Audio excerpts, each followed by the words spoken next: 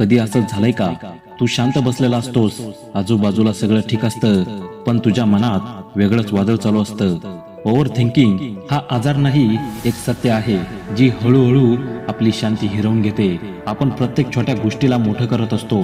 ज्या गोष्टी अजून झाल्याच नाहीत त्याचंही दुःख आधीच अनुभवतो. कुणी रिप्लाय उशिरा दिला तर लगेच वाटतं तो आपल्यावर नाराज आहे. एखादी गोष्ट बरोबर झाली नाही तर मन सांगतं तुझ्याकडून काहीच होणार नाही. पण हे लक्षात ठेवा, हे सगळं सत्य नसतं.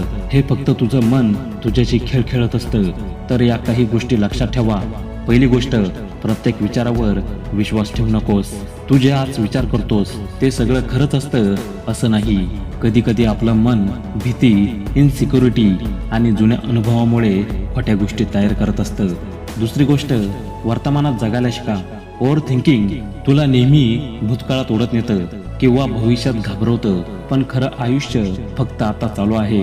एक दीर्घ श्वास घे, आजूबाजूला बघ आणि स्वतःला सांग या क्षणी सगळं ठीक आहे.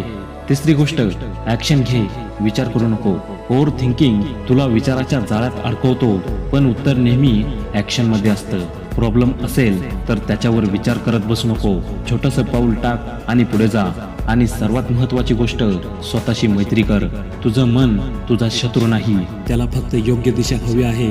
जेव्हा निगेटिव्ह विचार येतात तेव्हा स्वतःला विचार, हे खरं आहे का माझी भीती?